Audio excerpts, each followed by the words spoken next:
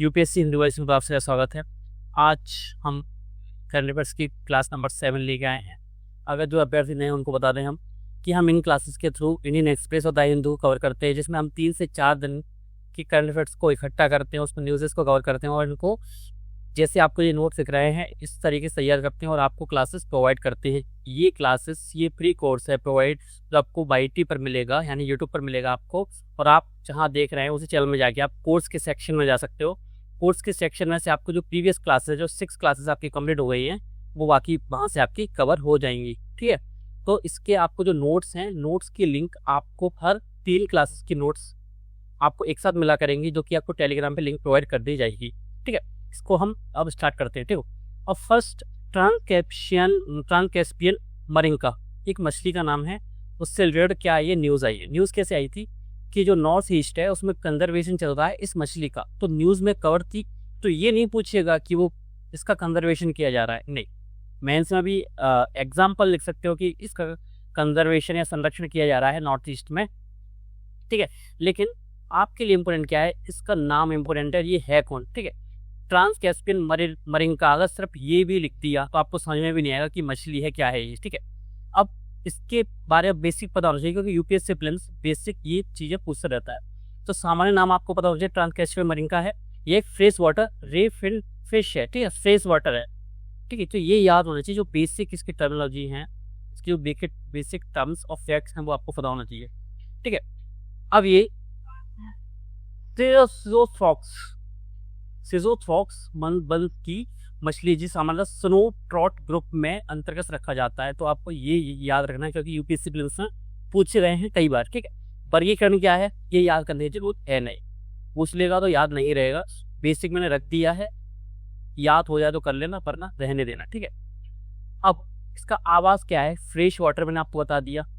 प्रकृति क्या है, नदी के तल एवं उसके ऊपर जल स्तंभ दोनों में रहती है, यानी ऊपरी सतह पर रहती है। ठीक है, इसका वितरण कहाँ है, ईरान में है। प्राकृतिक वितरण की बात कर रहा हूँ। ठीक है, प्राकृतिक वितरण का ईरान है, अफगानिस्तान, तुर्कमेनिस्तान है। विशेषता क्या है, क्योंकि विशेषता पूछता है, वो ये भी पूछ लेता है कि रात में घूमने वाले जो जीव हैं वो कौन से हैं, दिन में घूमने वाले जीव हैं कौन से हैं, तो वो उसकी विशेषता भी पूछ सकता है। तो लगभग 36 सेंटीमीटर की होती है, कार फैमिली की सदस्य है, मानव के लिए हानि रहित, हार्मलेस है। ठीक है, हार्म नहीं करती है। मुख्यतः तल बॉटम के निकट निवास करती है, सॉरी बॉटम के निकट नदी के निचले हिस्से में निवास करती है, ना कि ऊपरी। मैंने अभी गलत बोल दिया था। ठीक है, भोजन क्या है, जलीय कशेरुकी यानी एक्वाटिक क्या है, इन्वर्टब्रेट्स। अब जलीय कशेरुकी को क्या कर दिया अपने डाइट का हिस्सा समझ, जैसे कि कॉकरोच वगैरह ऐसी चीज़ है। ठीक है, ये और शैवाल और जलीय वनस्पति। इसकी जो ब्रीडिंग का टाइम है वो क्या, सामान्यतः पतंग के टाइम के, और नदियों में ये अंडे देती है। अंडे तल से चिपक जाते हैं। ये बेसिक विशेषता पता होना चाहिए।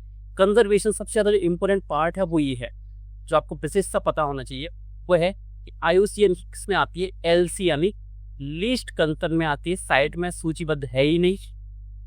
और भारत से संबंधित तथ्य क्या है इसके, नेसी भाषा अरुणाचल प्रदेश में से गारसिंग या एन गारसिंग, अब एग्जैक्ट मुझे नहीं पता, लिख के यही आया था तो ये आपके सामने लिख दिया। ठीक है, सांगो प्लेन ने इस प्रजाति के संरक्षण हेतु फिश ट्रांसलोकेशन किया है। महासीर के शिकार से बचाने के लिए क्या होता है, ये न्यूज़ इंपोर्टेंट के वास्ते, जो ये कंजर्वेशन कर रहे हैं, किससे कर रहे हैं कंजर्वेशन, इसका जो संरक्षण कर रहा है महासीर मछली से, क्योंकि महासीर इसे एज अ डाइट यूज़ करती है, इसको यानी इसका भोजन करती है, इसका शिकार करती है। तो महासीर से बचने के लिए इसको ऐसी जगह छोड़ा, इसे ऐसी जगह ट्रांसफर किया जा रहा है, ट्रांसलोकेशन किया जा रहा है जहाँ पर महासीर मछलियाँ नहीं पाई जाती सामान्यतः। अब अगर ये इंपोर्टेंट है, महासीर का नाम आया तो महासीर भी इंपोर्टेंट है। ठीक है, तो महासीर मुक्त धारा में छोड़ा गया है। क्या क्या उपाय किए गए हैं बेसिक है, इसका कोई इंपोर्टेंट नहीं है जानने से। ठीक है, महासीर से क्वेश्चन 2 बार आ गया है यूपीएससी प्रीलिम्स में, तीसरी बार आ जाए 27 में तो कोई बड़ी बात नहीं है। महासीर क्या है, दक्षिण एवं दक्षिण पूर्व एशिया की बड़ी मीठे पानी की मछली है, बड़ी मछली होती है। टाइगर ऑफ द वाटर भी कहा जाता है कि इसको महासीर मछली को। ये अपनी शक्ति एवं तेज तैराकी के कारण विश्व की प्रसिद्ध स्पोर्ट फिश भी कहा जाता है। फास्ट तैरती है, बहुत फास्ट है। ठीक है, अब आपको बेसिकली याद रखनी है कि इसकी संरक्षण स्थिति क्या है। गोल्डन महासीर वर्तमान में किसमें, IUCN की एंडेंजर्ड श्रेणी में है। ठीक है, प्रजनन कब करती है, मानसून के दौरान ऊपरी धारा में जाकर प्रजनन करती है। साफ कंकरीले नदी तल पर अंडे देती है। ठीक है, भोजन क्या है इसका बेसिक आइडिया आप देख लेना, फिल्म्स के पॉइंट ऑफ व्यू से इसको अच्छे से पढ़ लेना। अब इम्पोर्टेंट मुझे बहुत ज़्यादा इम्पोर्टेंट लगा, क्योंकि देखो ये डेटा जो है, ये वाला जो एडिटोरियल या न्यूज़ आर्टिकल है, वो तो क्यों इम्पोर्टेंट है, इसका यूज़ आप GS1, GS2, GS3 तीनों पेपर में कर सकते हैं आप क्वेश्चन की डिमांड के अकॉर्डिंग। जो नए अभ्यर्थी हैं उनको मैं बता दूं, पहली बार अगर आप इस क्लास को देख रहे हो तो आपको बता दूं, इन क्लासेस में सिर्फ करंट अफेयर्स पढ़ाता नहीं हूँ, मैं बता दूं कीवर्ड्स का यूज़ कैसे करना है, इसका से कीवर्ड्स कैसे निकलते हैं, इसमें से आपको इंट्रोडक्शन कैसे मिलते हैं, आपको इसमें पॉइंट्स कैसे निकलते हैं, एग्जाम्पल कैसे देने, आपको आंसर राइटिंग में कैसे यूज़ करना, मैं पूरी चीज़ें कवर करता हूँ मेंस के पर्सपेक्टिव से। और मैंने स्टार्टिंग के क्लासेस में बोला भी था कि हम IR को तो इसके थ्रू ही कवर कर लेंगे, आपको दिख भी जाएगा। हम कितने सारे देशों के साथ सोचो संबंध पढ़ लिया हमने, वेनेजुएला देख लिया, USA देख लिया, UK देख लिया, जर्मनी देख लिया, फ्रांस देख लिया, चाइना देख लिया, ऑस्ट्रेलिया देख लिया, बांग्लादेश देख लिया, और बहुत सारे कंट्रीज, हो सकता है 2-3 नाम तो मैं लिए नहीं होगी, ईरान देख लिया, हाँ ओमान देख लिया, बहुत सारे देश है। अब जो आर्टिकल है उसमें क्या लिखा गया, public private partnership, PPP model सब जानते हैं। PPP की अगर विशेषता, अच्छा टीचर होंगे आपकी, जो फाउंडेशन आपको पढ़ाया होगा उसकी विशेषताएं भी बताई होगी कैसे कैसे ये चीज़ें चलती हैं। PPP की जो हाइब्रिड यूनिटी वगैरह पढ़ा होगा आपने इकोनॉमी के सेक्शन में जाके, ठीक है, कैसे हाईवे के लिए यूज़ की जाती हैं, जैसे BOT बोट, ये आपने पढ़ा होगा, वो इम्पोर्टेंट है क्योंकि वो स्टैटिक में है तो पढ़ लेना, ये इसके पॉइंट बहुत इंपॉर्टेंट है, ठीक है। अब लेकर तर्क है वो क्या, भारत की भविष्य की अवसंरचना आवश्यकताओं को पूर्ण करने के लिए वित्तीय संरचना विकसित की जानी चाहिए, जिसमें कैपिटल और रिस्क का उचित संतुलन हो। कैपिटल और रिस्क, इसलिए कैपिटल रिस्क नहीं बोला, कैपिटल रिस्क का मतलब होता है कि पूंजी जोखिम, ये पैसा हमारा डूब ना जाए, ठीक है, ये हमारा क्या है इसका मतलब। लेकिन इसमें क्या बोला, कैपिटल और रिस्क, यानी पूंजी तो है ही, रिस्क अन्य चीजों का भी, सिर्फ पूंजी का नहीं।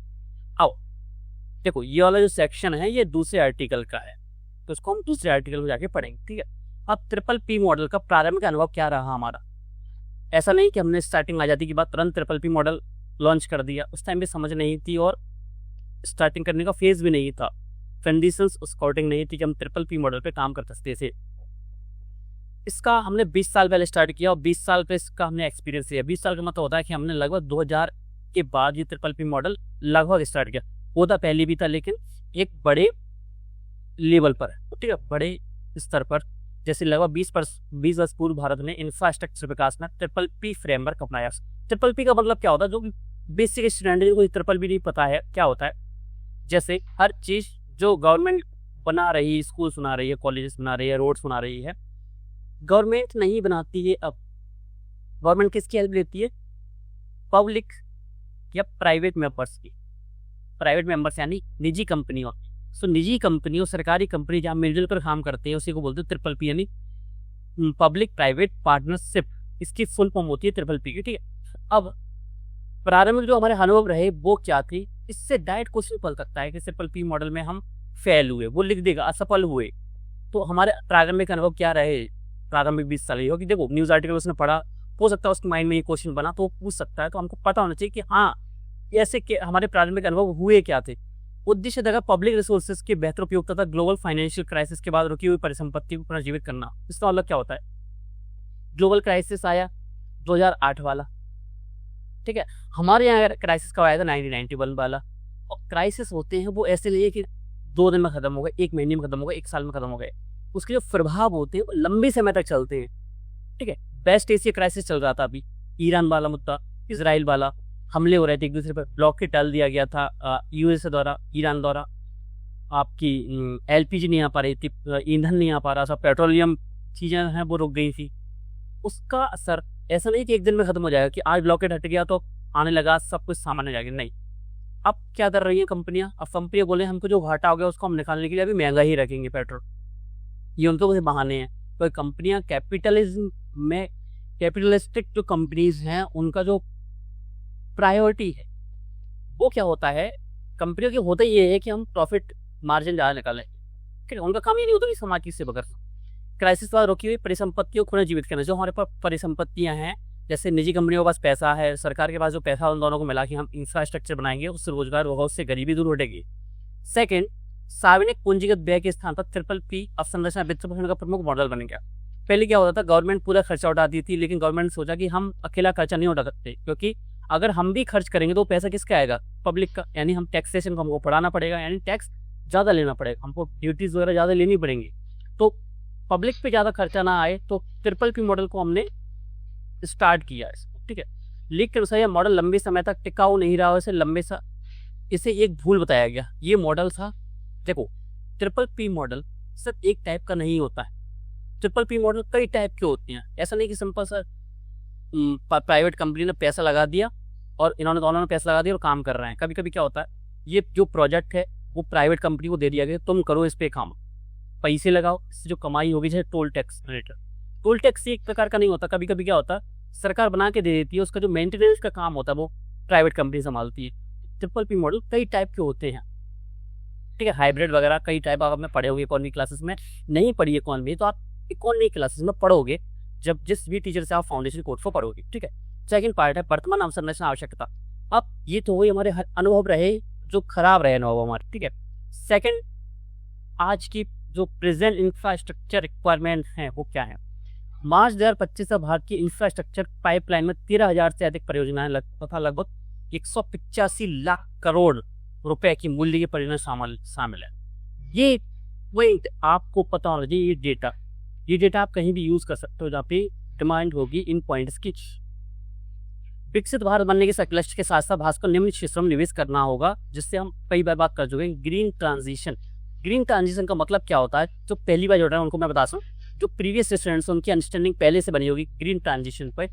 हमारे जो अभी उद्योग चल रहे हैं, जो इंडस्ट्रीज चल रही है, उनको हम ग्रीन ट्रांजिशन में ले आएंगे। ग्रीन ट्रांजिशन का मतलब होता है हम ऐसे ईंधन का यूज करें या ऐसी चीजों का यूज करें जो कि पर्यावरण के प्रति अनुकूल हो, पर्यावरण के अनुकूल हो।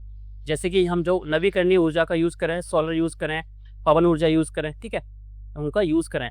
हम जैसे जो ईंधन है, जैसे उसको कोयले वगैरह या जीवाश्म ईंधन का यूज ना करें, क्योंकि इससे क्या होता है उत्सर्जन होता है किसका, इससे जलवायु परिवर्तन बढ़ता है। उत्सर्जन किसका होता है, कार्बन का, ठीक है। और सिर्फ कार्बन का नहीं, कई अन्य गैसेस का, अन्य तत्वों का, कई अन्य जो जैसे HCF है, हाइड्रोफ्लोरोकार्बन, ठीक है, HFC है ये। अब रिन्यूएबल एनर्जी इसी का पार्ट है ग्रीन ट्रांजिशन का। तीसरा ग्रीन हाइड्रोजन बनाना। क्लाइमेट रेजिलियंट सिटीज क्या होता है, सिटीज का ऐसे निर्माण करना कि वो क्लाइमेट के रेजिलियंट यानी अनुकूल बन जाए, ठीक है। एडॉप्शन इंफ्रास्ट्रक्चर, अनुकूल किसके करना, जैसे ट्रांजिशन योजना हम चल रहे हैं, ट्रांजिशन किसका, ग्रीन एनर्जी का नहीं बात कर रहा हूँ, ये अलग है ग्रीन ट्रांजिशन। मैं बात कर रहा हूँ ट्रांजिशन किसका, कि 20 साल पहले जो हमारी आवश्यकताएं थी वो आवश्यकता हमारी चेंज हुई हैं। अब फोन रिलेटेड ही कई सारी चीज़ें चलती है, जैसे 5G नेटवर्क, 6G, AI। तो AI के ज़माने में जा रहे हैं, AI के युग में जा रहे हैं, हम प्रवेश कर रहे हैं AI के युग में।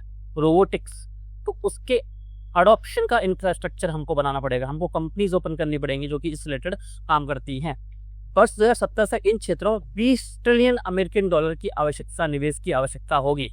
अब ये पॉइंट याद रखना, कैसे क्वेश्चन में यूज करोगे, जहां पे भी इंफ्रास्ट्रक्चर का आपका क्या आ जाए, आपका क्वेश्चन आ जाए, तो आप बोलोगे वर्तमान की आवश्यकता इतनी है कि हमको इसको काम करने की आवश्यकता है, तो आवश्यक कितनी है, उस पर डेटा रहेगा। सो 2070 तक हमको इंफ्रास्ट्रक्चर पर लगभग इतना खर्च करने की जरूरत है, आवश्यकता है, ठीक है। तो ये डेटा आपके निकल के आ गया।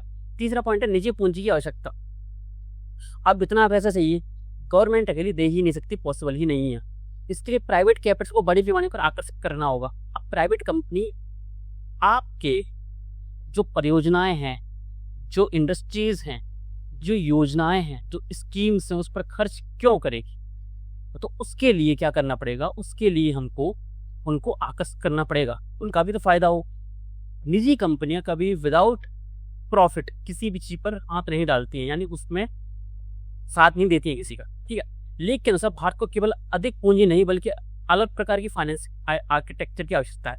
ये कीवर्ड ध्यान से, जो मैंने डायरी बनवाई थी आपकी, लास्ट आपको जो नोट्स मिला है उसके लास्ट में कीवर्ड्स की अलग से क्या दी है, मैंने फ्रीवर्ड फॉर्म में दिया है, ठीक है। सिर्फ कीवर्ड्स के नाम दिए हैं, उनके मतलब क्या होता है, उसकी मतलब मैंने मीन्स नहीं लिखा, उसकी परिभाषा नहीं लिखी है।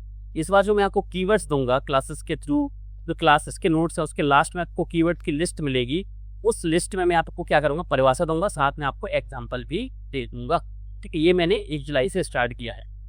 पहले मैं क्या करता था, इस नोट्स में ही शामिल कर देता था, लेकिन होता क्या था, उस वजह से इसकी जो दो, क्योंकि एआई से बनता है तो एआई ज़्यादा कंटेंट वो क्या करता है, शब्द खराब कर देता है, ठीक है।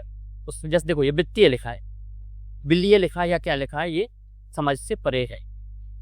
जस्ट सेकंड, हाँ हो गया स्टार्ट, ठीक है।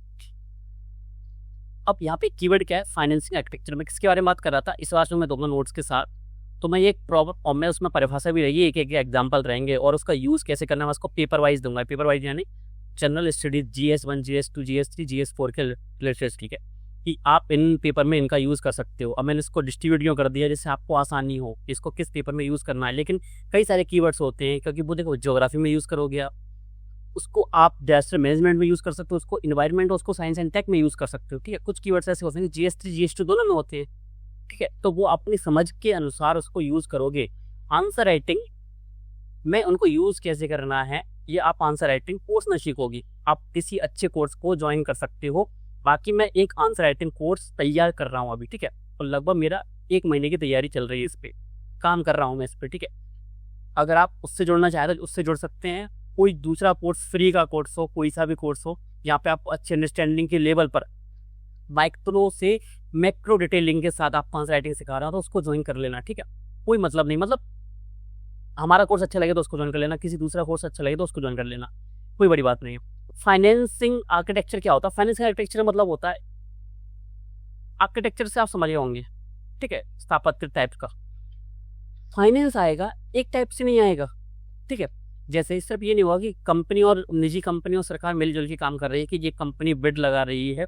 बिड कैसे होती है, जैसे बोली लगाई जाती है कि ये काम हम करके देंगे, जैसे एक रोड बनाना है तो सभी 3-4 कंपनी पहुंच गई, तो उन्होंने बोला कि ये रोड आप कितने में बना के दोगे, उसने बोला मैं 1000 करोड़ में बना के दूंगा। दूसरी कंपनी ने बोला कि मैं 950 करोड़ में ही दे सकता हूँ इस रोड को बना के। तीसरी कंपनी ने बोला कि मैं 930 करोड़ में दे सकता हूँ।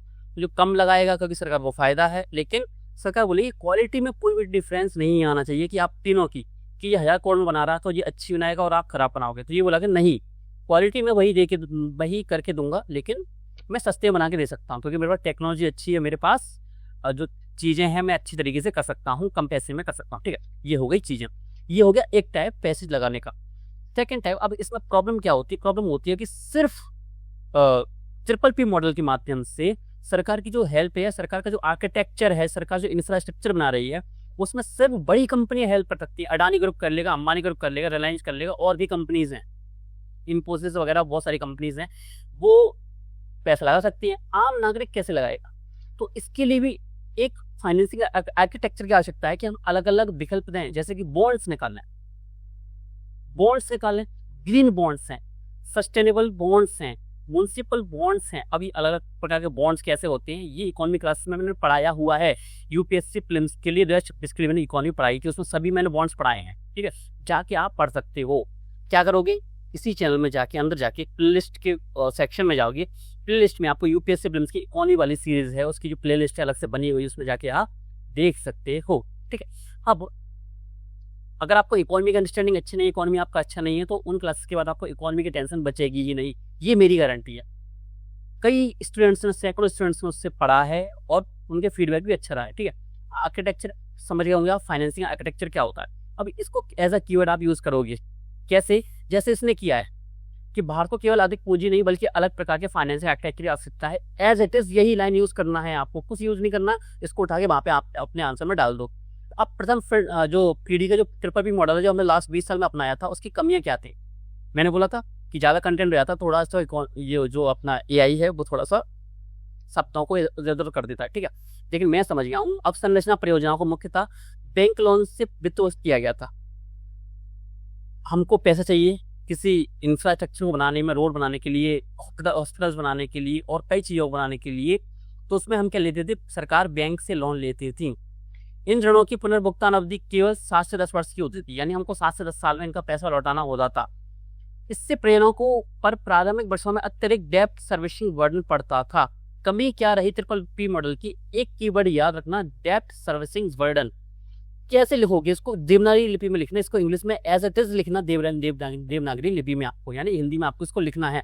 क्या लिखो, डेप्ट सर्विसिंग बर्डन। इसका मतलब क्या होता है, कुछ परियोजना होती है उसका मुझे पता है कि मैंने एक बिजनेस ओपन किया है, मुझे पता है इससे जो पैसा निकलेगा उसको निकलने में 30 साल लगेंगे, लेकिन 30 साल बाद इससे जो पैसा निकलेगा वो मेरा फ्री का होगा, यानी प्रॉफिट रहेगा, लेकिन मेरा जो लागत है, कॉस्ट है, वो 30 साल है। छोटा, देखो आप छोटे स्तर पे सोच रहे हो तो ये सोच ही गलत है कि बिजनेस में ऐसे नहीं चलता है छोटे स्तर पर कि 30 साल की आप नहीं सोच सकते हो। लेकिन बड़ी कंपनीज ऐसे ही काम करती हैं, जो बड़ी बड़ी कंपनी, मल्टी बिलियन कंपनीज हैं जो, और मिलियन कंपनीज हैं, वो ऐसे ही काम करते हैं कि 20 साल 30 साल का टारगेट रहता है, क्योंकि उनको प्रॉफिट अभी नहीं चाहिए, उनके पास प्रॉफिट कई सारी कंपनी से आ रहा है ऑलरेडी, उनको चाहिए लंबे समय तक के लिए कि हमको अपनी कंपनीज को बढ़ाना है, उनका विस्तार करना है। तो 20 साल बाद पूरा प्रॉफिट निकल पाएगा, लेकिन लोन देना आपको 10 साल के अंदर, तो उनको एक्स्ट्रा खुद की जेब से भी पैसा देना होता था, यानी सरकार को खुद की जेब से पैसा देना होता था कि उनको बैंक को, ठीक है।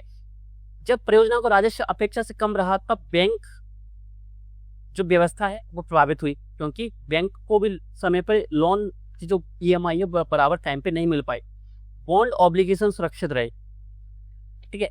परिणाम स्वरूप नॉन परफॉर्मिंग एसेट NPAs बढ़ी और मॉडल पर विश्वास कमजोर हुआ। NPA क्या होते हैं? अगर कोई व्यक्ति, कोई कंपनी, कोई भी संस्थान अपना लोन वापस करने में या EMI वापस करने में या पैसे वापस करने में क्या हो जाती है, असमर्थ हो जाती है, तो जो संपत्ति है, जो परिसंपत्ति, यानी मैंने 1 लाख रुपए लिए कंपनी से, मैं उसको वापस नहीं कर पा रहा हूँ, तो जो मेरा जो 1 लाख रुपए है उसको NPA घोषित कर दिया जाएगा, यानी ये नॉन परफॉर्मिंग एसेट है, ये पैसा वापस नहीं आ रहा है। फिफ्थ क्या है? परिसंपत्ति और पूंजी की अवधि का संतुलन, जो मैंने आपको बताया वही चीज है ये। सरकार की भूमिका क्या रही? सरकार उच्च जोखिम वाले कार्यों में विशिष्ट भूमिका निभा सकती है, जैसे प्रोजेक्ट प्रिपरेशन। गवर्नमेंट को पब्लिक ही बोलते हैं इस मॉडल में, पब्लिक। और इसमें मैं टाइम क्यों लगा रहा हूँ एडिटोरियल, एक पॉइंट इंपोर्टेंट इसका, ठीक है। तो प्राइवेट कंपनी के साथ सिर्फ पैसे का मामला नहीं, प्राइवेट कंपनियों को आप दो कि आप ये पूरा काम करके दो, लेकिन सरकार की भूमिका यहाँ कहाँ इंपोर्टेंट हो सकती है, वो है प्रोजेक्ट प्रिपरेशन में। उनके साथ बताओ कि प्रिपरेशन कैसे करनी प्रोजेक्ट की। हम यहाँ से रोड्स निकालेंगे तो कौन कौन से गांव इसके बीच में आएंगे, कौन कौन से शहर आएंगे, किस किस के खेत आ रहे हैं, कहाँ कौन सी नदी निकल रही है, इसका अपशिष्ट कहाँ डालेंगे, इसका जो मटेरियल है वो कहाँ से लाएंगे। तो प्रिपरेशन में भूमिका निभानी पड़ेगी गवर्नमेंट को। बिना गवर्नमेंट की अथॉरिटी की प्राइवेट कंपनी कभी काम कर ही नहीं सकती। लैंड एक्वाजिशन, ठीक है, लैंड को एक्वायर करना यानी भूमि को अधिग्रहण करना। भूमि को कैसे लोगे? बाकी जो रहवासी लोग होंगे वो इसका विरोध करेंगे कि हमको अपनी जमीन नहीं देनी है, तो उनको उससे ज्यादा पैसे देना, उनको समझाना, उनको जागरूक करना कि हाँ कि ये डेवलपमेंट प्रोजेक्ट है, इसमें आपका भी फायदा होगा, हम आपको पैसे देंगे, मुआवजा मिलेगा आपको। तो लैंड एक्वाजिशन में आपको भूमिका निभानी पड़ेगी गवर्नमेंट को। और कंस्ट्रक्शन हो रहा है तो चीज़ों को संभालना पड़ेगा, क्योंकि देखो जैसे अगर जंगल के पास में कुछ प्रोजेक्ट बनाया जा रहा है, जैसे कोई संयंत्र बनाया जा रहा है, परमाणु संयंत्र मान लो, तो वहाँ की जो इन्वायरमेंट प्रभावित ना हो उस कंस्ट्रक्शन से, तो वो इस सरकार को ये ध्यान देना पड़ेगा। उसकी जो अथॉरिटी है, उसकी जो रेगुलेशंस हैं, नियम वगैरह, उन पर काम करना होगा किसके साथ मिलकर? प्राइवेट कंपनियों के साथ मिलकर, ठीक है। अब 7th पॉइंट है दीर्घकालिक निवेशकों की भूमिका, role of long term investors की भूमिका क्या हो सकती है PPP मॉडल में। PPP मॉडल से क्वेश्चन आया हुआ है, दोबारा पक्का आएगा और आना ही है। आज नहीं आएगा, अगली साल आएगा, अगली साल नहीं आएगा तो उसके 1 साल बाद आएगा, लेकिन आना ही है। और पॉइंट्स आपको यही लिखने हैं। क्या करोगे? सिंपल से जो पॉइंट्स आपके नोट्स में नहीं है, आपने कौन ही पढ़ा है और आपके नोट्स में ये पॉइंट्स नहीं है, अलग से स्टिकी नोट्स लेना, जो होते हैं ना चिपकाने वाले रंग बिरंगे टाइप के, उनको लेना, उनमें लिखना ये पॉइंट्स क्लियरली और उसको लिख लेना। अगर कंटेंट ज़्यादा हो जाता है कभी कभी तो क्या करना है, सिंपल सा, क्योंकि आपके पास A4 साइज के नोट्स होते हैं जो स्पाइरल वाले, हमेशा स्पाइरल वाले नोट्स यूज़ करना चाहिए। स्पाइरल ओपन करो, एक पेज में पूरा कंटेंट लिखो और उस पेज को अपने नोट्स के उसी टॉपिक के साथ ऐड कर लो। संस्थानों के पास 110 ट्रिलियन अमेरिकी डॉलर से अधिक की संपत्ति, किसके पास? Global pension funds, insurance companies और सॉवरेन वेल्थ फंड्स। ये संस्थाएं स्थिर मुद्रास्फीति संबंध, इन्फ्लेशन लिंक्ड तथा दीर्घकालिक प्रतिफल वाले निवेश की तलाश करती हैं, ठीक है। 8 नंबर क्या है? इंफ्रास्ट्रक्चर इन्वेस्टमेंट ट्रस्ट, जो ट्रस्ट है, यानी वही बात है, ये कुछ नहीं है, ये क्या है? अलग अलग प्रकार हैं कि कैसे पैसा है जो प्राइवेट से हम प्राप्त कर सकते हैं इन चीज़ों की इंफ्रास्ट्रक्चर बनाने में। जैसे मैंने बताया, बॉन्ड ले सकते हैं, इन्वेस्ट ले सकते हैं, कई सारी चीज़ें होती हैं, ठीक है। अब PPP 2.0 की प्रस्तावित वित्तीय संरचना क्या होना चाहिए? गवर्नमेंट सपोर्टेड फाइनेंस से परियोजनाओं का निर्माण चरण पूरा किया जाए। ये आपके पॉइंट्स हैं, डायरेक्ट लिख देना, आंसर में यही लिखना है आपको।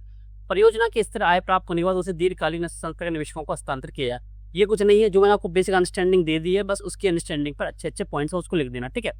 आरबीआई की क्या भूमिका होगी, ये पॉइंट्स क्लियरली लिखे हुए हैं। अगर कहीं पे कुछ समझ में नहीं आता है तो मुझे आप टेलीग्राम पे मैसेज कर सकते हो, ठीक है। अब सेकंड आर्टिकल है, संविधान के तहत मंत्रियों को पद से संबंधित प्रावधान में संशोधन किया जाता है।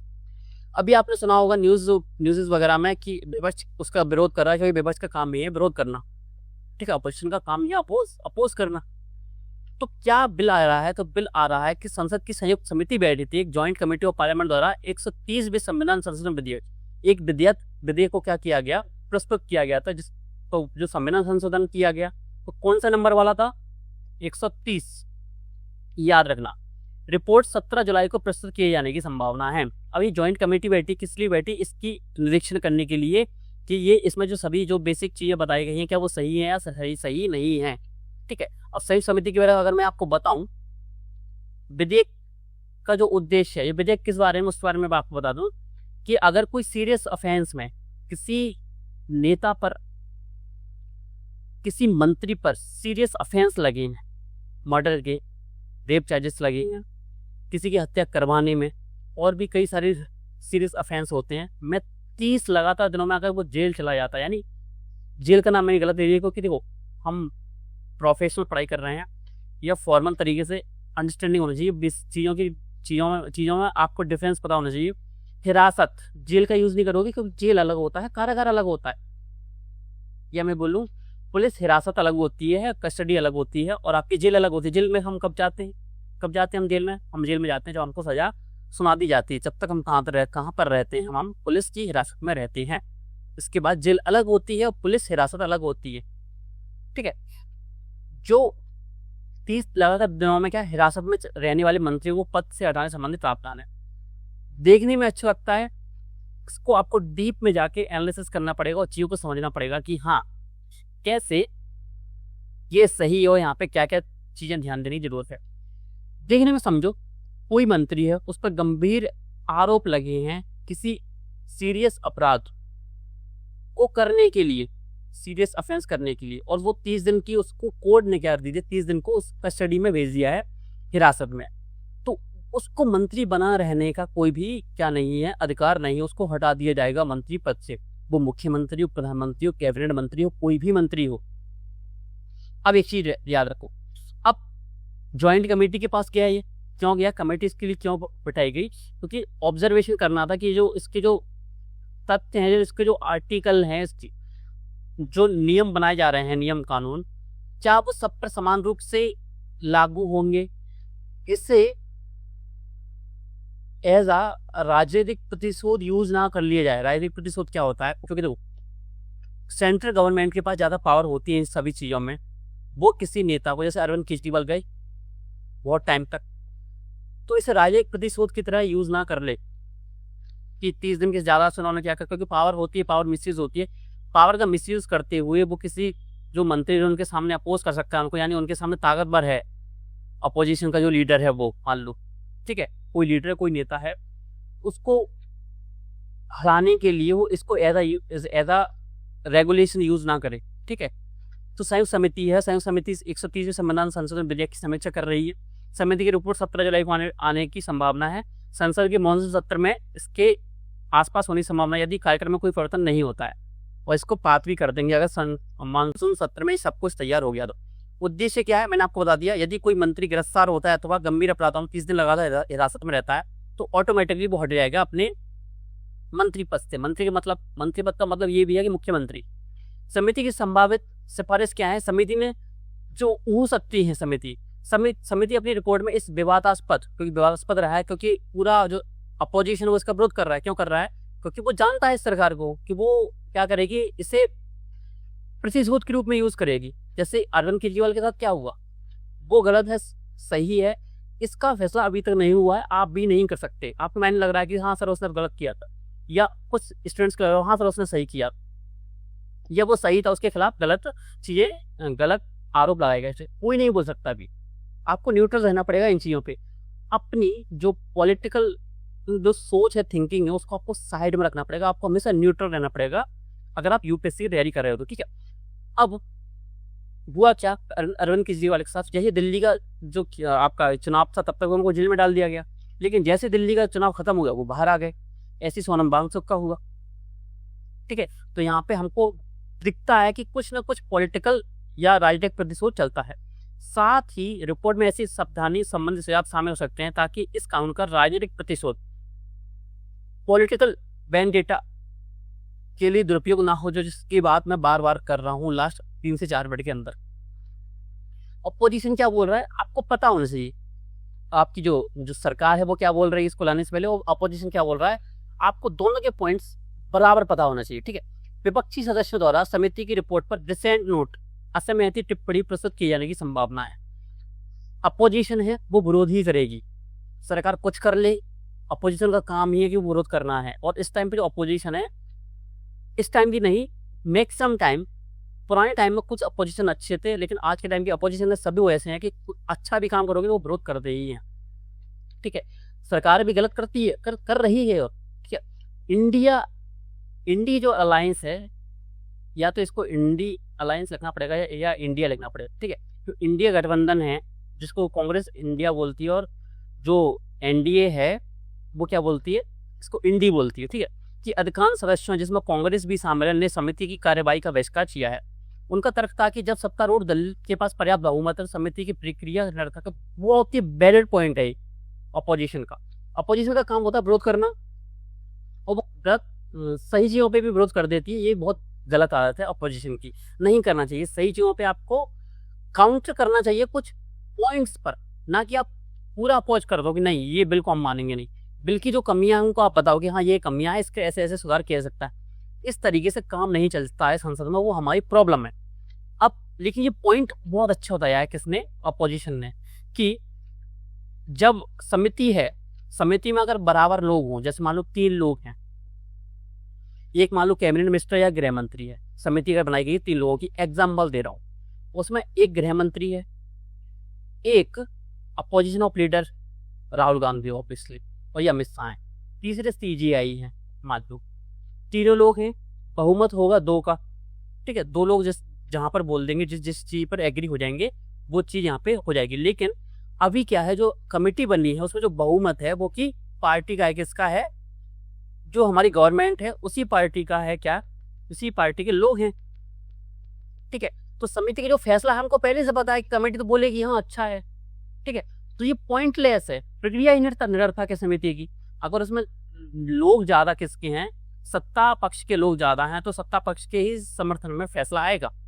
अब सत्ता पक्ष क्या बोल रहा है, समिति के सत्ता पक्ष के सदस्यों ने विपक्ष के इस तर्क को अस्वीकार किया है। क्या बोला है, यह प्रावधान संघीय ढांचे, संविधान की मूल संरचना तथा जनता द्वारा चुने हुए प्रतिनिधियों को दंडित करने के सिद्धांत के विपरीत है, ठीक है। 6 नंबर क्या है, जमानत संबंधी प्रावधान क्या रहेंगे, पॉइंट्स आप जान लो। यह सुनिश्चित करने के लिए संवैधानिक सिद्धांतों का उल्लंघन ना हो, संबंधित मंत्री को पद से हटाने से पहले क्या क्या करना, क्या क्या उसको दिए गए हैं, चीजें बताई गई हैं। कम से कम 3 बार जमानत प्राप्त करने का अवसर देना पर्याप्त माना गया, यानी उसको 3 अवसर दिए जाएंगे, 3 चांस दिए जाएंगे कि आप जमानत ले लो। जमानत अगर आपने ले ली तो आपकी जो मंत्री पद है वो नहीं जाएगा। अगर आप 3 बार फेल हो जाते हो कोर्ट से लेने में, वो एक लोअर कोर्ट हो, हाई कोर्ट हो, सुप्रीम कोर्ट हो, किसी भी कोर्ट से, ठीक है। दुरुपयोग रोकने के सुझाव क्या है, समिति के कुछ सदस्य सत्तारूढ़ गठबंधन विपक्ष तटस्थ दलों से हैं। ये सदस्य इस बात पर विचार कर रहे हैं कि विधेयक में ऐसे प्रावधान जोड़े जाएं जिनसे कानून के दुरुपयोग, मिसयूज ऑफ द लॉ, ये एक कीवर्ड है, इसको अच्छे से लिख लेना। सब बेसिक तो कीवर्ड है, कानून का दुरुपयोग। कानून का दुरुपयोग आप बेसिक आंसर राइटिंग में आप नहीं करते हो, आपके माइंड में ये चीजें नहीं घूमती हैं, आप बेसिक आंसर लिख के जाते हो, आप ऐसे शब्दों का प्रयोग नहीं करते हो। तो इसको लिख लेना अपनी डायरी में, कानून का दुरुपयोग, मिसयूज ऑफ द लॉ क्या होता है आपको पता है। साथ ही यह सुझाव दिया है कि किन अपराधों, नेचर ऑफ क्राइम पर यह प्रावधान लागू होगा, इसके लिए स्पष्ट सीमा निर्धारित की जाएगी। कौन से सीरियस क्राइम आप मानते हो, किनको आप सीरियस मानते हो और किनको आप नॉन सीरियस क्राइम मानते हो। क्राइम होता है तो इसमें अंडरस्टैंडिंग होनी चाहिए, इसमें एक सीमा लगी होनी चाहिए या लिखा होना चाहिए। देखो कि ये का अपराध, अगर ऐसे अपराधों पर क्या लगाया, उस पर नेचर ऑफ क्राइम अगर ऐसा है, ठीक है, तो उसको हम हटा देंगे। और अगर ऐसे क्राइम है, यानी आपको बांटना पड़ेगा, आपको इसको अलग अलग इसको वर्गीकृत करना पड़ेगा किस पे, सीरियस क्राइम और नॉन सीरियस क्राइम पर, ठीक है। विपक्ष की असहमति, डिसेंट नोट क्या है, विपक्षी सांसद समिति के ऊपर एक असहमति टिप्पणी प्रस्तुत कर सकते हैं कि हमको नहीं मानना ये चीज, हम नहीं मानेंगे। अब बहुत अच्छा आर्टिकल है, नए आपराधिक कानूनों के तहत डिजिटल आपराधिक न्याय प्रणाली का विस्तार।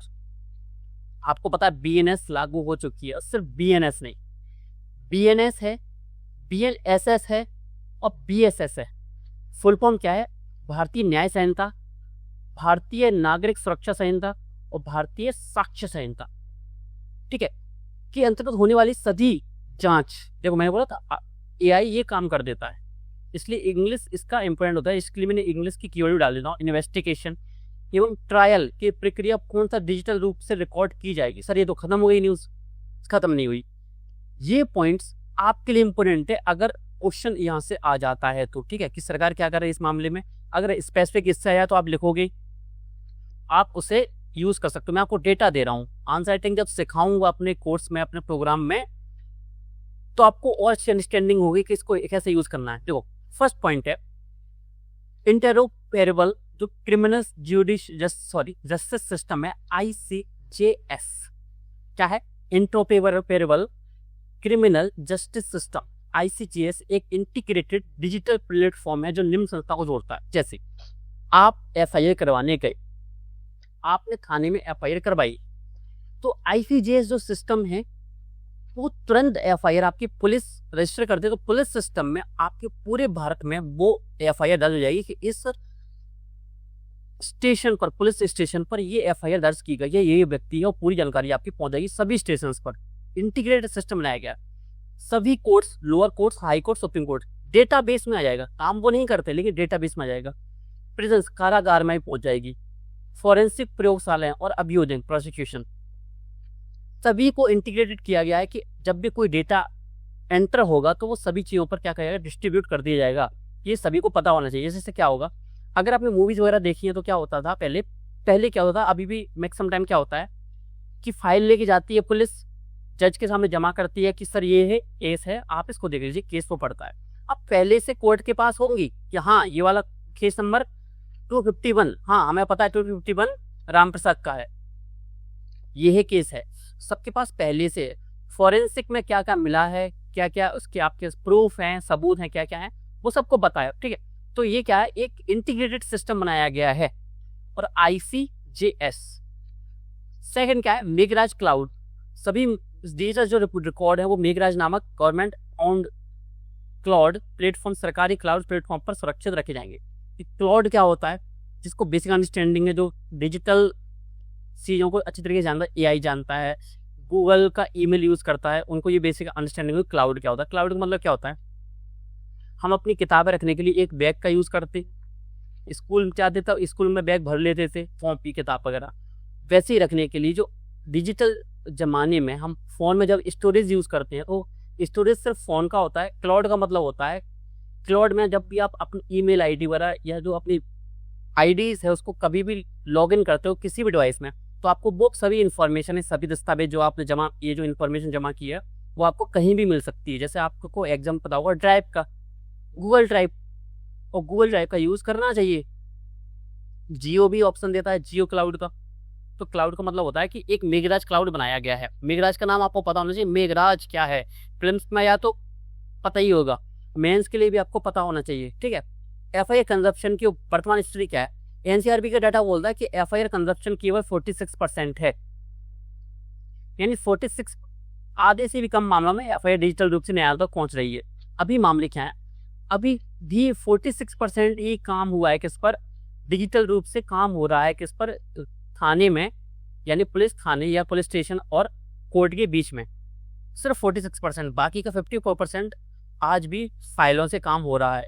लागू किए गए जो नए आपराधिक कानून क्या है, 1 जुलाई 2024 से जो लागू हो गए थे, कौन से, BNS, BSS और BNSS, इन्होंने किसको प्रतिस्थापित किया गया था, इन्होंने प्रतिस्थापित किया था 1860 का इंडियन जो पिनल कोड था, इंडियन एविडेंस एक्ट था, कोड ऑफ क्रिमिनल प्रोसीजर 1898 का जो क्या था, हमारा संहिता थी, जो कानून थे, उसको इन्होंने क्या किया था, प्रतिस्थापित किया था। अब बीएनएस के अंतर्गत दर्ज मामले किए हैं पिछले 2 वर्षों में बीएनएस में 74 पॉइंट या 74.66 लाख एफआईआर बीएनएस के अंतर्गत दर्ज की गई हैं। ये डेटा पता हो तो अच्छी बात है, ना पता तो कोई प्रॉब्लम नहीं है, लेकिन आपको अंदाजा होना चाहिए कि ये ऐसी चीजें चल रही हैं।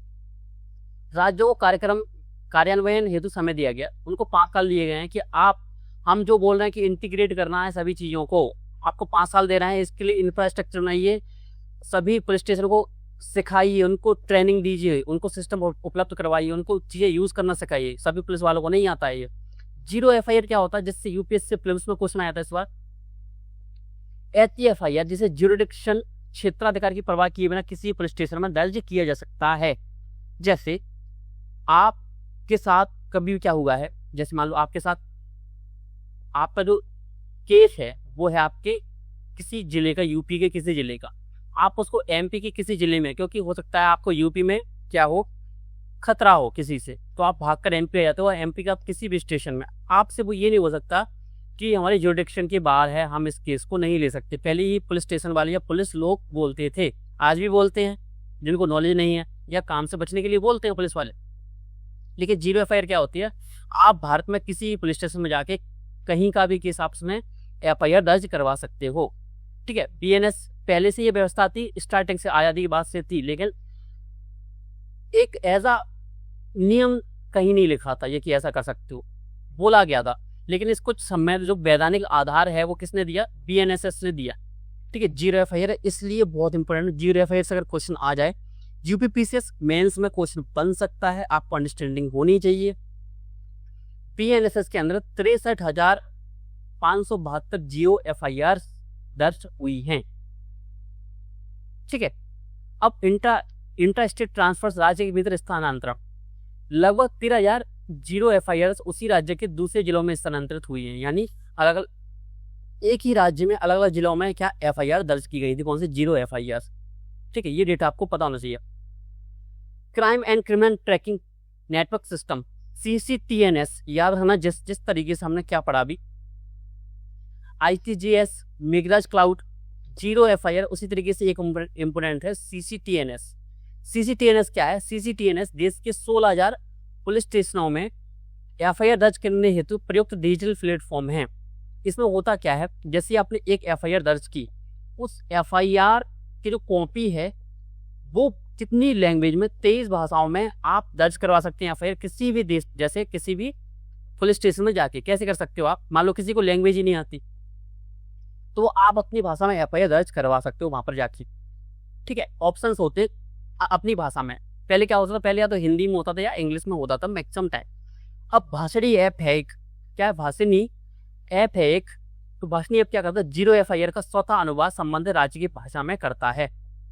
आपने किसी भी लैंग्वेज में किया हो तो पुलिस वालों से बात करने में आसानी होती है और एफआईआर की जो कॉपी है वो प्रभावित ना हो। जैसे एक पर्सन है, वो लैंग्वेज को ट्रांसलेट कर रहा है, एक पुलिस वाला है, तो हो सकता है कुछ तथ्य परिवर्तित हो जाएं जानबूझकर, या हो जाता है गलती से हो जाता है। तो एरर लेस बनाने के लिए क्या है, एक भाषणी ऐप है, वो अगर आप एफआईआर उसमें रजिस्टर कर दे तो इंग्लिश में अगर आपने रजिस्टर्ड कर दी तो ऑटोमेटिकली वो हिंदी में कर देगा, कन्नड़ में कर देगा, मलयालम में कर देगा, मराठी में कर देगा, अन्य लैंग्वेज में, बोडो, डोंगली, मैथिली, संताली, किसी भी लैंग्वेज में कर देगा। 0 एफआईआर में पुलिस की जिम्मेदारी क्या होती है, कोई भी पुलिस अधिकारी शिकायतकर्ता को 0 एफआईआर दर्ज कराने से मना नहीं कर सकता। ये लिखा हुआ है किसमें, बीएनएस में। एफआईआर दर्ज होने के बाद संबंधित पुलिस स्टेशन को ट्रांसफर की जाती है, किसको, इंक्वायरी के लिए, विस्तृत जांच के लिए मामला बंद करने का निर्णय लेता है कौन, जो पुलिस वाला है जिस आप स्टेशन गए हो। अब राज्यों का प्रदर्शन कार्यान्वयन स्थिति क्या है, निम्न राज्यों ने सभी मानकों को लागू कर दिया है। किसने, हरियाणा ने, गोवा, असम, पंजाब, चंडीगढ़। इसके अतिरिक्त जो 23 राज्यों केंद्र प्रदेश हैं भी शामिल है, राष्ट्रीय औसत से ऊपर हैं, यानी काम इस पे चल रहा है। अब फॉरेंसिक एग्जामिनेशन अनिवार्य कर दिया है। फॉरेंसिक एग्जामिनेशन क्या है, अब सरकार क्या कर रही है, क्रिमिनल क्राइम में नए कानूनों के तहत 7 वर्ष या उससे अधिक दंडनीय अपराधों में क्राइम स्कैन फॉरेंसिक एग्जामिनेशन, अपराध स्थल की फॉरेंसिक जांच अनिवार्य कर दी गई है। कई बार क्या होता था, जैसे पुलिस गई, कहीं पर मर्डर हुआ या कोई केस हुआ, वहाँ की फॉरेंसिक जांच करवाना है तो वो लोकल जो पुलिस है उस पर निर्भर करता था, करवाना तो करवाओ वरना मत करवाओ। लेकिन अब लिख दिया गया ऐसा क्राइम है जिससे 7 साल से ज़्यादा सजा होती है तो वहाँ का आपको फॉरेंसिक एग्जामिनेशन करवाना पड़ेगा, यानी आपको फॉरेंसिक टीम अलग से बुलानी पड़ेगी, ना कि खुद पुलिस वाले करेंगे। पूर्वोत्तर राज्यों की चुनौती क्या है, जो हमेशा चुनौती बनी रही है कि इंटरकनेक्टिविटी नहीं है उनके पास। फॉरेंसिक लैब पिछले 2 वर्षों में 25 नई फॉरेंसिक साइंस लेबोरेटरीज स्थापित की गई हैं, जिससे कुल संख्या कितनी हो गई है 129 थी 2023 में, अब 154 हो चुकी है। ये डेटा पता होना चाहिए कि हमारे पास जो फॉरेंसिक लैब्स हैं वो कितनी है। ठीक है, पूरा एक साथ जो इंपॉर्टेंट फैक्ट्स जो आपको पता होना चाहिए मेंस के पर्सपेक्टिव से वो एक साथ यहाँ पे लिख दिए हैं पूरा। ठीक है, मोबाइल फॉरेंसिक इकाइयाँ देश भर में 700 से अधिक मोबाइल फॉरेंसिक यूनिट कर दिए, यानी गाड़ी में तैयार रहती है पूरी टीम, जैसे एम्बुलेंस होती है उससे तरीके से। राष्ट्रीय कार्यान्वयन में प्रगति क्या चल रही है, जो प्रोग्रेस हमारी क्या चल रही है कि 46.47% से बढ़कर क्या हो चुकी है 70.06 पहुंच चुकी है किसमें, फॉरेंसिक मामले में। बाकी यही चीज़ें हैं जो आपको पता होना चाहिए। ठीक है, अब तीसरा इंपॉर्टेंट जो आर्टिकल निकल के आता है वो आता है, आपको पता होगा जापान से हमारी अभी चर्चा हो रही थी। ठीक है, तो भारत जापान संबंधों में आर्थिक सुरक्षा, ऊर्जा, लचीलापन एवं कृत्रिम बुद्धिमत्ता का सहयोग कुछ अलग नहीं है। बेसिक आइडिया जो मैं हर बार आपको बताता हूँ कि ओमान के साथ मैंने आपको बताया संबंध। एक चीज़ समझो, मैं हर बार क्लासेस में रिपीट करता हूँ ये चीज़ों को, मैक्सिमम पॉइंट वही होते हैं, कुछ स्पेसिफिक कोड कंट्रीज के अकॉर्डिंग चेंज हो जाते हैं। जैसे हम ताइवान के साथ बात करेंगे तो सेमीकंडक्टर पर हमको बात करनी, चिप्स पर बात करनी होगी। चाइना से बात करेंगे तो हम क्रिटिकल मिनरल्स पर बात करेंगे। लेकिन हम जब बांग्लादेश से बात करेंगे तो बॉर्डर रिलेटेड जो चीज़ें हैं उनसे बात करेंगे। अब जापान से हम बॉर्डर संबंधी बात तो करेंगे नहीं। ठीक है, तो देश के अकॉर्डिंग कुछ फैक्ट्स चेंज हो जाते हैं, कुछ चीज़ें चेंज हो जाती हैं। लेकिन हम बात करें एआई इंटेलिजेंस पे, हम हर कंट्रीज पर बात करेंगे तो एआई इंटेलिजेंस पर हम बात करेंगे, हम अपने ट्रेड पर बात करेंगे, हम राजनीतिक सहभागिता पर, डिप्लोमेसी पर बात करेंगे। ठीक है, तो जो आर्थिक सुरक्षा पर भी बात करेंगे, ऊर्जा पर भी बात करेंगे। ठीक है, अब गतिशीलता, मोबिलिटी, हम नेपाल पर बात नहीं करेंगे मोबिलिटी पर, हम उनकी मदद करेंगे ना कि उनसे मदद लेंगे, हम जापान से मदद लेते हैं। तो भारत जापान का जो सहयोग है, जो कि नए आधार कौन कौन से हैं, आर्थिक सुरक्षा या इकोनॉमिक सिक्योरिटी, ऊर्जा लचीलापन, एनर्जी रेजिलेंस, गतिशीलता, मोबिलिटी और कृत्रिम बुद्धिमत्ता यानी एआई यानी आर्टिफिशियल इंटेलिजेंस, जैसे मैंने अभी बात की। सहयोग की आवश्यकता भारत को जापान दोनों को है, दोनों देश इसमें हेल्प कर सकते हैं एक दूसरे देश की। तो ये पॉइंट्स कौन से हैं, तो ये पॉइंट्स हैं आपके कौन से, पहला है फर्स्ट भू राजनीतिक अस्थिरता। जापान किससे परेशान है, जापान, ताइवान, चाइना। वहाँ पर आपको पता है एक सेंकाकू द्वीप है जो क्वेश्चन आया था यूपीएससी फिल्म्स में भी। ठीक है, तो भू राजनीतिक जो अस्थिरता है जो अभी चल रही है, उसकी जो प्रॉब्लम्स है वो भी, और भू राजनीतिक अस्थिरता कौन चल रही है, जैसे अभी ऊर्जा संकट चल रहा था, वेस्ट एशिया क्राइसिस। ठीक है, और अभी रूस यूक्रेन युद्ध चल ही रहा है, वैश्विक ऊर्जा आपूर्ति व्यवधान, जो मैंने बोला वेस्ट एशिया क्राइसिस, आर्थिक शासनों का रणनीतिक उपयोग, गैर बाजार आधारित प्रथाएं। इन परिस्थितियों में दोनों देशों ने आपूर्ति श्रृंखलाओं को अधिक लचीले बनाने पर बल दिया है। अब भारत और जापान की पूरक अर्थव्यवस्थाएं, अच्छे पॉइंट्स है बस, और इसमें इंपोर्टेंट क्या था, हाँ, आर्थिक श्रृंखला लचीलापन कैसे लाएंगे हम, आपूर्ति श्रृंखला लचीलापन को मजबूत करने पर सहमति है। महत्वपूर्ण खनिज जापान हमको देगा क्योंकि हम पर मिनरल्स की कमी है, क्रिटिकल मिनरल्स की। क्वांटम टेक्नोलॉजी पर हम साथ में मिलकर काम करेंगे और एडवांस मटेरियल्स हम बनाएंगे। इसके लिए क्या किया है, एग्जांपल आप ले सकते हो, कीवर्ड नहीं, आपको फैक्ट बताना चाहिए। 1000 बायोगैस संयंत्र सहयोग के पहले हम स्टार्ट कर रहे हैं, जो इनिशिएटिव हमने स्टार्ट किए। जैविक उर्वरक संयंत्र यानी ऑर्गेनिक फर्टिलाइजर्स प्लांट हम लगाएंगे। हम फर्टिलाइजर्स इंपोर्ट करते हैं, आपको पता होना चाहिए। अब हम खुद बनाएंगे, किसकी हेल्प से बनाएंगे, हम बनाएंगे जापान की हेल्प से। दक्षिण कोरिया की हेल्प से हम क्या बना रहे हैं बताओ, मैं लास्ट क्लास पढ़ाया है, हम जहाज का निर्माण कर रहे हैं। तो जब दक्षिण कोरिया के साथ संबंध पढ़ लिया हमने, तो आपको बेसिक आइडिया पता होना चाहिए। मैंने क्या बोला, IR को तो हम IR इंटरनल सिक्योरिटी, जो करंट अफेयर्स बेस्ड जो सब्जेक्ट्स हैं उनको हम इन क्लासेस के थ्रू ही खत्म कर देंगे। महत्वपूर्ण खनिजों पर सहयोग क्या है, प्रधानमंत्री साने साइची की महत्वपूर्ण खनिजों के इस क्षेत्र में सहयोग बढ़ाने की आवश्यकता पर बल दिया है। भारत की रणनीतिक भंडारण जो प्रणाली है, जापान ने भारत के साथ रणनीतिक भंडार प्रणाली यानी स्ट्रेटेजिक जो स्टॉक पिलिंग सिस्टम विकसित करने की घोषणा की है। जैसे जो हमारे जो अभी रिजर्व से स्टॉक से किसके, पेट्रोल के, हम उसको बढ़ाने की सोच रहे हैं कि हम जिससे लंबे समय तक अगर कोई क्राइसिस हो जाता है तो हम उससे प्रभावित ना हो। जैसे हम अभी प्रभावित हुए थे। ऊर्जा सहयोग पर हम बात करेंगे, इंटेलिजेंस पर बात करेंगे, किस रिलेटेड बात करेंगे, वही बेसिक जो चीजें हैं।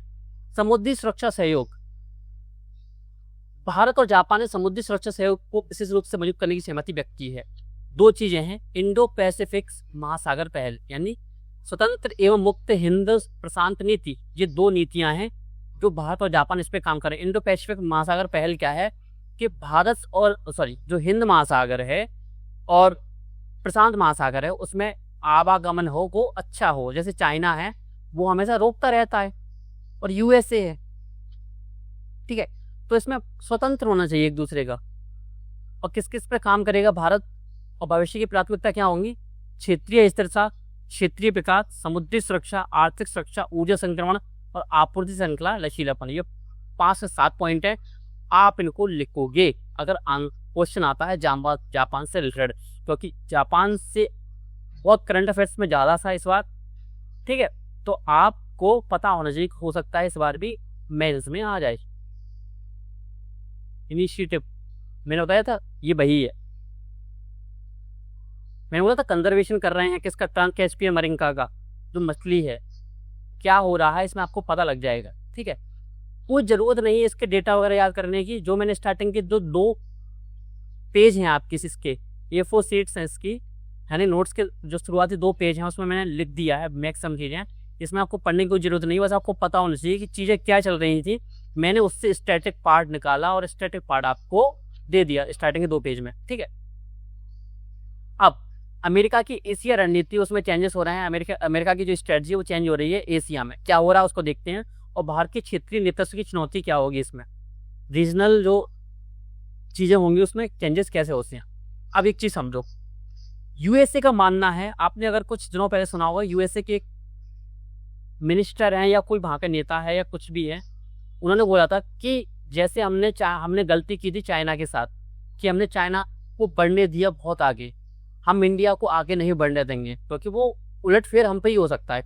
यानी यूएसए हमेशा चाहता है कि वो किसी को आगे ना बढ़ने चाहिए, हमेशा यूएसए की रणनीति रही है। आप लिख नहीं सकते इस चीज़ को, लिखना भी मत, अंडरस्टैंड नहीं होनी चाहिए इन चीज़ों के प्रति, ठीक है। अब अमेरिका की बदली रणनीति कैसे है, अमेरिका का मानना है इस टाइम पर, एल्कोवेल में आया था, किसी राइटर की थिंकिंग है, आपकी थिंकिंग अलग हो सकती है, कोई दिक्कत नहीं है, सबकी थिंकिंग अलग है, लेकिन आपको पॉइंट्स पता होने चाहिए किस किस बेसिस पर बात हो रही है, ठीक है। आइडिया देखते हैं।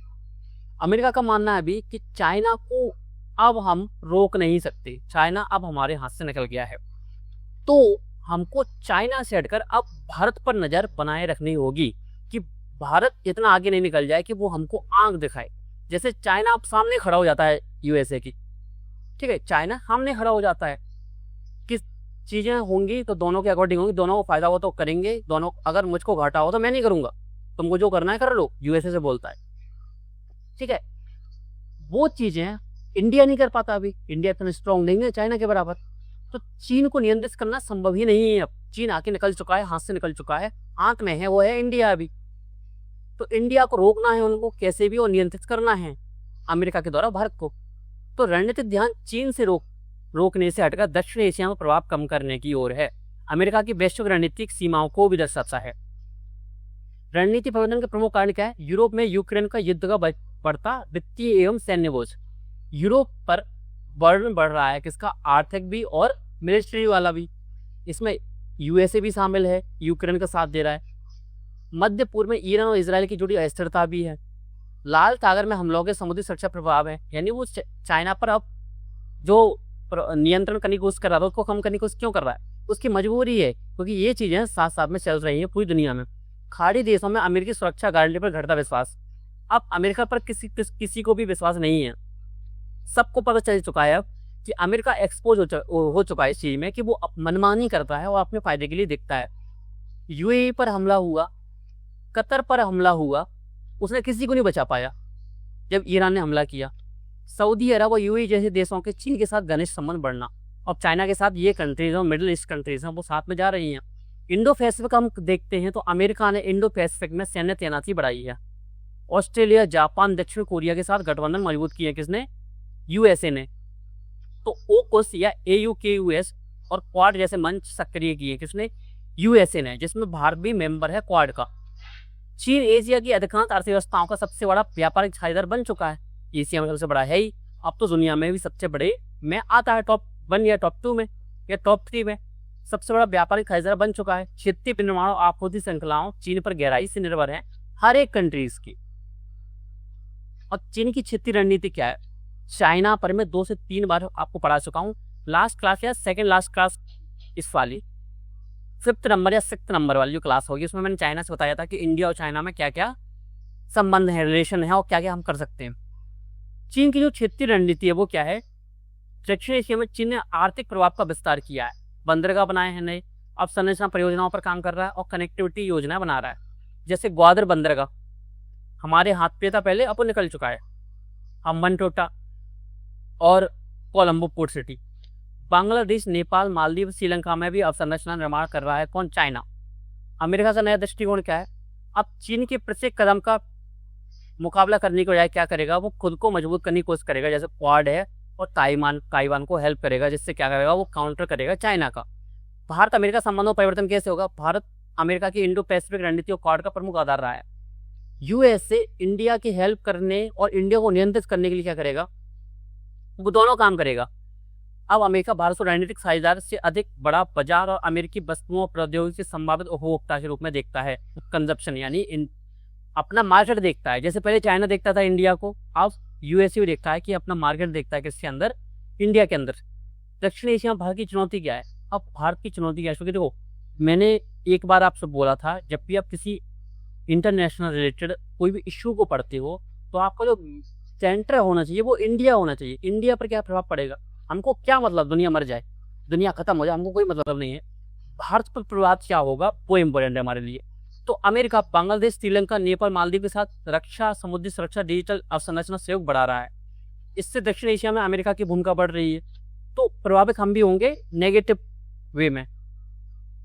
चीन और अमेरिका के बीच संतुलन क्या है? दक्षिण एशिया में छोटे देशों के पास भारत, चीन, अमेरिका के बीच संतुलन बनाकर आर्थिक और राजनीतिक लाभ प्राप्त करने की अधिक संभावना है। ये आर्टिकल लिखने के लिए, आपके अंडरस्टैंडिंग के लिए था। चीजें क्या हैं?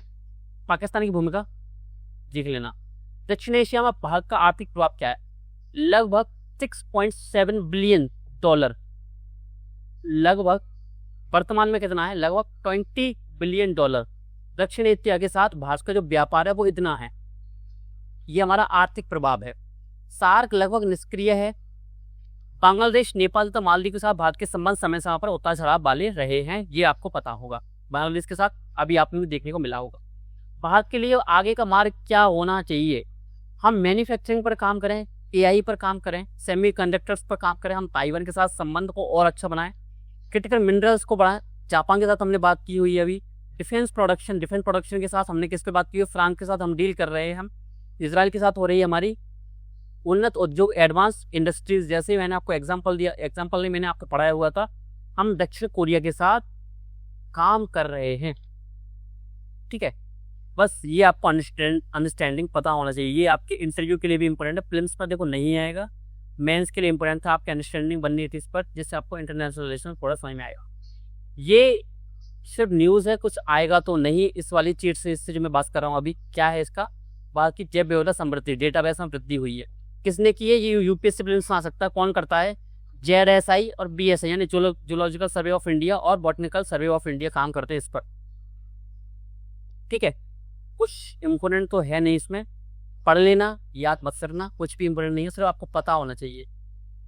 ठीक है, और 2025 में प्रमुख जीव जंतु की खोज हुई है, ये आपको पता होना चाहिए, इनके नाम पता होना चाहिए और ये है क्या।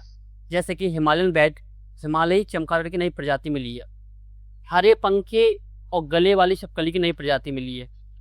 ठीक है, ये डबल हो गया। इरविन्स वुल्फ स्नेक की नई प्रजाति देखने को मिली है, और कुछ नहीं है ऐसा। अब ये वाला जो आर्टिकल है, राज्यों की वित्तीय क्षमता और विकास की चुनौती, ये आपका पॉलिटी में भी आ सकता है। सर राजकोषीय चीजें, वित्तीय क्षमता कैसे आएगी? फाइनेंशियल और फिजिकल चीजें वाली कैसे आएगी? पॉलिटी में आएगी। किससे? संघवाद रिलेटेड चुनौतियां आएंगी उसमें आप इनको लिख सकते हो। ठीक है, अब केरल और तमिलनाडु जैसे सामाजिक रूप से विकसित राज्य भी फिजिकल स्ट्रेस से जूझ रहे हैं। बढ़ता ऋण केवल कुप्रबंधन नहीं बल्कि विकास की आकांक्षाओं, सीमित राजकोषीय क्षमता के बीच असंतुलन को दर्शाता है। राज्यों की राजकोषीय दुविधा क्या है? ऋण लगातार राजकोषीय घाटे के कारण बढ़ रहा है। राजकोषीय घाटा निरंतर बढ़ रहा है। कई सारे जो राज्य हैं उनमें भी व्यय कर राजस्व अन्य प्राप्तियों से अधिक होने पर घाटा बनता है। ठीक है, राज्य सरकारों के प्रमुख जो व्यय हैं वो दो क्षेत्रों पे होते हैं, एक होता है आर्थिक क्षेत्र, एक होता है सेकंड आपका सामाजिक क्षेत्र।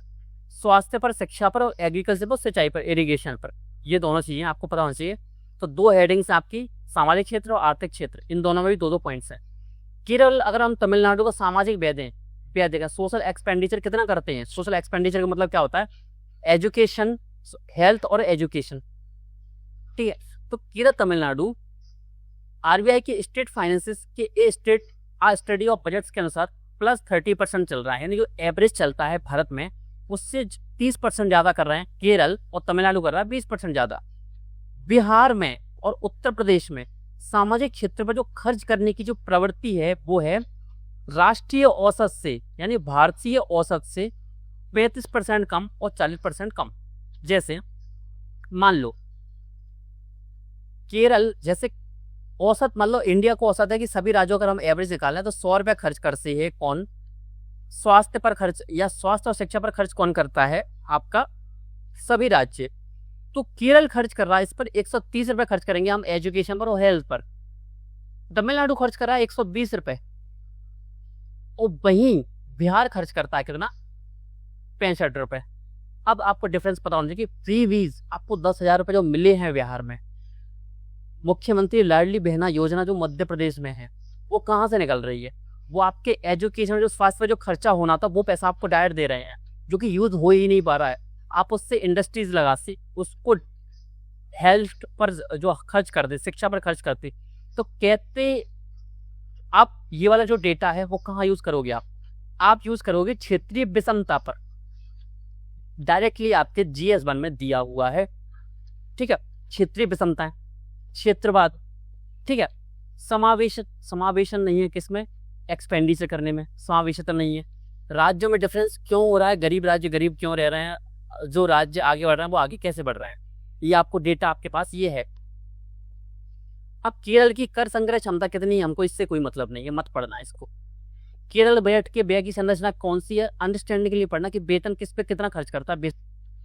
ठीक है, बाजार से उधारी कितनी है, ये चीजें। केरल रिलेटेड कुछ बात मत, मतलब चीजें पढ़ना मत, अंडरस्टैंडिंग होनी चाहिए कि एक डेवलप स्टेट कैसे काम करता है और एक पिछड़ा हुआ राज्य कैसे काम करता है। जैसे पिछड़े हुए राज्य बिहार और मध्य प्रदेश भी इसी में आता है, छत्तीसगढ़ इसी में आता है, झारखंड भी इसी में आता है, उड़ीसा इसी में आता है। ठीक है, तो क्यों, कारण क्या है और चीजें कैसे चल रही हैं? केरल की निवेश चुनौतियां क्या है? यदि पेंशन घटाए तो कर्मचारियों की संख्या घटाए तो सामाजिक मॉडल कमजोर हो सकता है। जो उसका सामाजिक मॉडल है ना कि हेल्थ पर काम कर रहा है, एजुकेशन पर काम कर रहा है, लेकिन आवश्यकता क्या है निवेश की?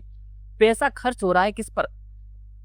सोशल एक्सपेंडिचर ज्यादा हो रहा है, तो उसकी वजह से देखो पैसा अगर वहां पर ज्यादा खर्च करोगे तो जो इकोनॉमिक इंफ्रास्ट्रक्चर है उस पर पैसा खर्च करने के लिए हम पर पैसा बचेगा ही नहीं। तो उसकी वजह से क्या है? अवसंरचना, अनुसंधान और सार्वजनिक परिवहन। ठीक है, तो आवश्यकता है निवेश की कहां पर? इन पर हमको खर्च करना पड़ेगा ज्यादा। युवाओं को पलायन, उच्च शिक्षित युवा बड़ी संख्या में राज्य छोड़ रहे हैं, चाहे वो कोई सा राज्य हो। ठीक है, कारण क्या है? गुणवत्तापूर्ण शिक्षा अवसरों की कमी कहां पर है आपको? जो बीमारू राज्य हैं, रोजगार के सीमित अवसर हैं। ठीक है, तो ये प्रॉब्लम्स आपको देखने को मिल सकती है। ये चीन का मॉडल किस प्रकार चल सकता है, आप इसको एज अ मॉडल यूज कर सकते हो आंसर में। बाकी की चीजें वही हैं। ठीक है, अब ये वाला जो आर्टिकल है मैं आपको ये पढ़ा चुका हूँ। ठीक है, अब ये क्या है? सॉवरेन एआई यानी संप्रभु कृत्रिम बुद्धिमत्ता, एआई इंटेलिजेंस जैसे काम करती है, जैसे ChatGPT है, जेमिनी है, ग्रॉक है, क्लाउड है। ठीक है, ये काम कर रही है, भारत की नहीं है। संप्रभुता किसकी है? अमेरिका की। अमेरिका जिस दिन चाहेगा उसको बंद कर देगा। तो संप्रभुता क्या होती है? इससे हमारी प्रभावित होती है। हमारी कई सारी कंपनीज हैं वो ChatGPT पर निर्भर करती हैं। अगर उसने बंद कर दिया ChatGPT को, जिसकी कंपनी है हम USA की, तो क्या होगा? सीधे हमारी कंपनीज हैं वो बंद हो जाएंगी या बंद होने की कगार पर आ जाएंगी। तो संप्रभुता हमारी नहीं है ChatGPT पर।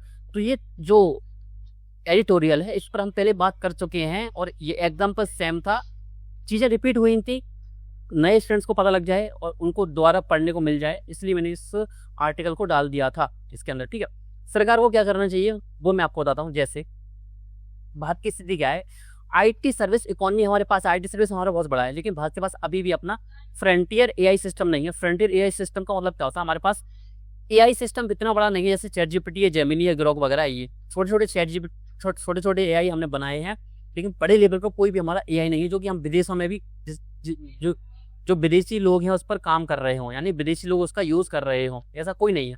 जबकि हम यूज़ कर रहे हैं, जेमिनी का यूज़ कर रहे हैं।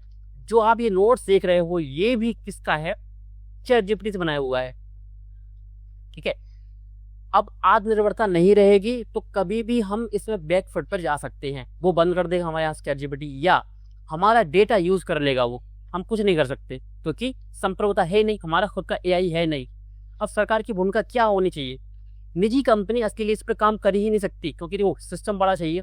दो चीज़ें होती हैं, कोई कंपनी का काम क्यों करेगी। भारत में अगर कोई करने की सोचता है कि मैं एआई पर काम करूंगा तो देखने को पता क्या मिलता है, उसने एआई पर काम किया, अगर वो फेल हो गया तो बर्बाद पैसा उसका, वो खुद बर्बाद हो जाएगा, जिंदगी भर भागना पड़ेगा। जैसे विजय माल्या भाग रहा है, विजय माल्या अच्छा आदमी नहीं था, लेकिन मैं एग्जाम्पल दे रहा हूं, उसको भागना पड़ेगा। अगर वो पास हो गया तो टैक्स लगाने के लिए सरकार आ जाएगी, टैक्स दो जल्दी जल्दी, पैसा दो इसमें से निकाल के जल्दी से, तो उसको दिखता है मुझे क्या फायदा, टैक्स सरकार ले जाती है ज़्यादा से ज़्यादा, और जैसे घाटा आता तो घाटे के लिए मैं अकेला खड़ा रहता हूँ। तो सरकार की भूमिका होनी चाहिए एक्सपोर्ट क्रेडिट, यानी सरकार भू राजनीतिक जोखिम के विरुद्ध सुरक्षा प्रदान करती है और दीर्घकालिक अवसंरचना परिणाम में सरकार का प्रारंभिक जोखिम साझा करती है। सरकार को जोखिम वहन करना चाहिए, सरकार को खुद पैसा देना चाहिए, यानी या कम इंटरेस्ट पर पैसा देना चाहिए सरकार को।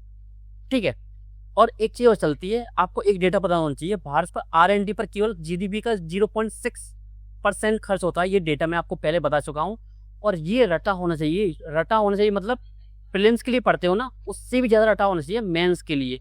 इसका यूज़ कहीं ना कहीं होगा ही। 2026 के मेंस में बता दूंगा मैं आपको कि आप इस क्वेश्चन के इस पॉइंट में आप इसको यूज़ कर सकते थे। ओपन एआई अकेले इस वर्ष में लगभग $50 बिलियन केवल एआई कंप्यूटर पर खर्च करने का अनुमान लगा रहा है। भारत फ्रंटियर एआई पर खर्च में प्रतिस्पर्धा नहीं कर सकता, इस टाइम पर कर ही नहीं रहा। ठीक है, चीज़ें इस तरीके से चल रही हैं। अब उद्योग की जिम्मेदारी, भारत तकनीकी उद्योग का अधिक ध्यान देना, किस पर, क्वालिटी पर, इनोवेशन और ग्लोबल कॉम्पिटिटिवनेस पर हमको काम करना होगा।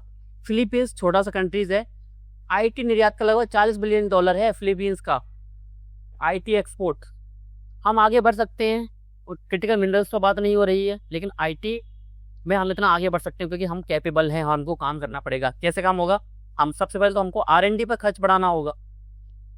ठीक है, और मैं इससे पहले भी बात कर चुका हूं। और सरकार को क्या करना पड़ेगा, सरकार को खुद भूमिका निभानी पड़ेगी कि कम इंटरेस्ट पर वो नए स्टार्टअप को, जैसे वेंचर कैपिटल क्या होता है, नए स्टार्टअप्स को मिलने वाली पूंजी, लोन वगैरह, उसमें सहायता करे, R&D पर पैसा ज़्यादा खर्च करे, गवर्नमेंट की इनिशिएटिव लाए नए, किसको, एआई इंटेलिजेंस को बढ़ावा देने के लिए, जो कंपनी काम करे उनकी हेल्प करने के लिए। ठीक है, और सब्सिडी दे सकती है इस मामले में। तो इस तरीके से आप लिख सकते हो कि एआई संप्रभुता कैसे काम कर रही है और किस तरीके से भारत को काम करना चाहिए। तो 11 पेज का आपका नोट्स था, इसमें से एक पेज आपके मतलब का नहीं था, 1-2 पेज। ठीक है, तो आपका 1 तारीख से लेकर 4 जुलाई, यानी 1 जुलाई से लेकर 4 जुलाई तक की करंट अफेयर्स आपकी कंप्लीट हो चुकी है। ठीक है, तो मिलते हैं आपसे नेक्स्ट क्लास में। सबसे पहले क्या करोगे आप, इसका जो करंट अफेयर्स का नोट्स है वो आपको कब मिलेगा, जब आपकी इसकी 2 या 3 क्लासेस खत्म हो जाएंगी, या कोशिश करूंगा कि 2 क्लासेस में आपको प्रोवाइड कर दूं, क्योंकि अब 4 दिन हो चुके हैं ना, 3 दिन का 9 दिन में होती है ऐसे कवर। अगर मैं 4 दिन की क्लास कवर कर रहा हूँ तो 2 क्लास का यानी 8 दिन का नोट्स करंट अफेयर्स आपका कवर हो जाता है, तो 8 दिन में आपको मिल जाना चाहिए। तो जैसे आपकी सेकंड क्लास आएगी इसके बाद, यानी 8 जुलाई तक जब आपकी क्लास आएगी, यानी अगली क्लास आएगी, तो उसका जो नोट्स है वो आपको टेलीग्राम पे लिंक प्रोवाइड कर दी जाएगी, तो आप वहाँ से उसको डाउनलोड कर लेना। तो आपसे बहुत बहुत धन्यवाद। आप इसको यूपीएससी के लिए पढ़ सकते हो, ध्यान देना इस चीज़ को। ठीक है।